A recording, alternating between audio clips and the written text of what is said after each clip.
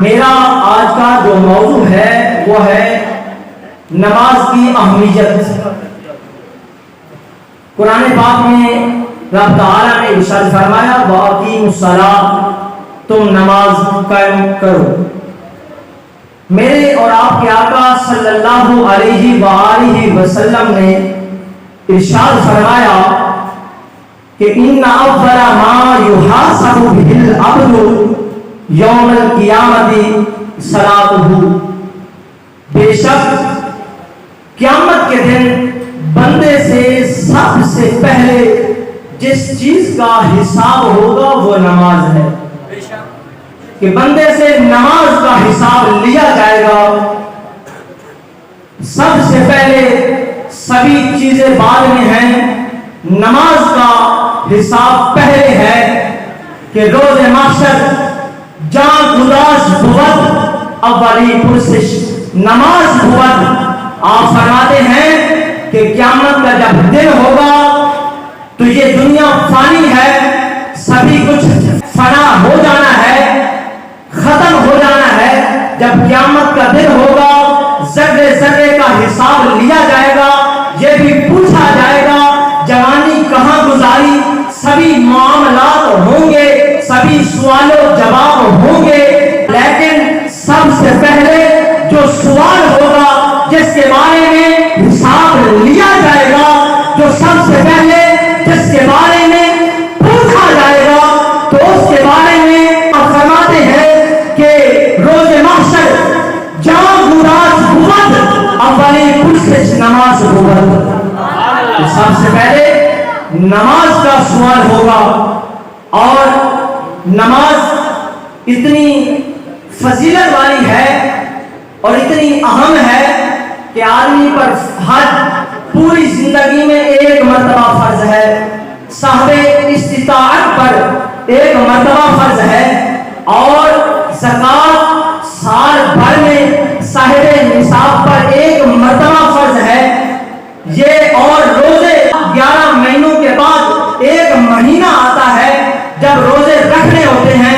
ایک نماز ایسی چیز ہے چاہے مرد ہو یا عورت ہو، غریب ہو، امیر ہو، فقیر ہو، پیر ہو، مرید ہو، گورا ہو، کالا ہو، عربی ہو، اجمی ہو، جوان ہو، بوڑھا ہو، جو کوئی بھی ہو، نماز آدمی پر دن میں 5 مرتبہ فرض ہے۔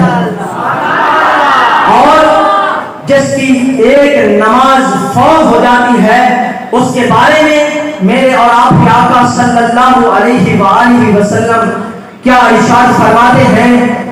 مسند امام اعظم شریف میں ہے، صفحہ نمبر 40 ہے، وہاں پر فرمانے رسول ہے، نبی پاک صلی اللہ علیہ وآلہ وسلم نے ارشاد فرمایا فَإِنَّ مَنْ فَاتَتْهُ صَلَاةُ الْعَصْرِ حَتَّى تَغْرُبَ الشَّمْسُ فَقَدْ حَبِطَ عَمَلُهُ، کہ جس شخص کی عصر کی نماز فوت ہو گئی حتیٰ کہ سورج غروب ہو گیا، میرے اور آپ کے آقا نے فرمایا اس کے سارے اعمال ضائع ہو گئے۔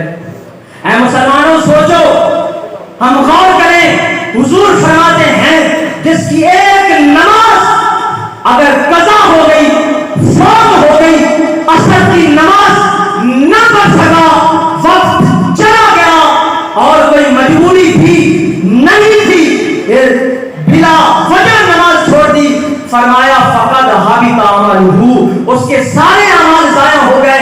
مسلمانوں ہمارے کیا اعمال ہیں؟ ہم دن رات گناہوں میں محو رہتے ہیں، گناہ کرتے ہیں، ہمارے دل بھی گناہوں میں گزرتے ہیں، راتیں بھی گناہوں میں گزرتی ہیں، نمازیں سوتے ہوئے گزرتی ہیں، کبھی کھیل کود میں گزرتی ہیں، کبھی کاروبار میں گزرتی ہیں، ہم نماز کے نزدیک نہیں جاتے۔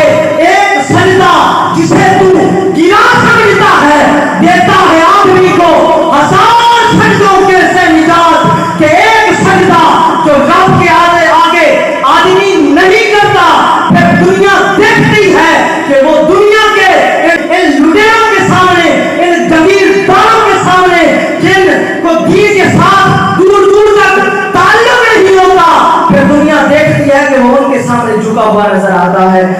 ایک سجدہ جسے تو گنا سمجھتا ہے دیتا ہے آدمی کو 1000 سجدوں سے نجات.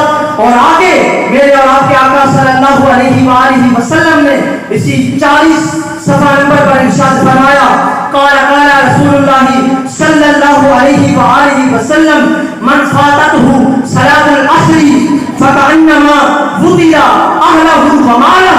ارشاد فرمایا کہ جس کی عصر کی نماز فوت ہو گئی اس کا ایسے سمجھو اہل بھی ضائع ہو گیا, مال بھی ضائع ہو گیا, سبھی کچھ اس کا ختم ہو گیا. کیا معلوم ہوا ہمارا اہل ہمارا مال اس وقت ہوگا جب ہم رب کی بارگاہ میں سجدہ ریز ہوں گے. اگر آج سجدہ ریز نہیں ہوں گے, آج ہم نے نماز کو ہلکا سمجھ لیا ہے, ہم کچھ سمجھتے ہی نہیں ہیں, ہم نماز کے قریب نہیں جاتے ہیں, اور ہمارا یہ جو تباہ و برباد ہو رہا ہے ہمارا سب کچھ, ہم کہتے ہیں کہ ہمارے اوپر یہ حکمران مسلط ہو گئے ہیں تو یہ اسی وجہ سے ہو گئے ہیں کہ آج مسلمان رب کے آگے سجدہ ریز نہیں ہو رہے. اگر آج تمام مسلمان یکجا ہو کر رب کی بارگاہ میں سجدہ ریز ہو جائیں تو رب تعالیٰ ان پر اپنی رحمت کا نزول فرمائے گا. اور آج وقت ہے کہ آج لے کی پناہ, آج مدد مانگ ان سے, پھر نہ مانیں گے قیامت میں. اگر مان گیا, اگر قیامت کے دن یہ کہا کہ یا اللہ مجھے معاف فرما دے, میں نماز نہیں پڑھ سکا, تو پھر اس وقت اس کا کوئی ازالہ نہیں ہوگا.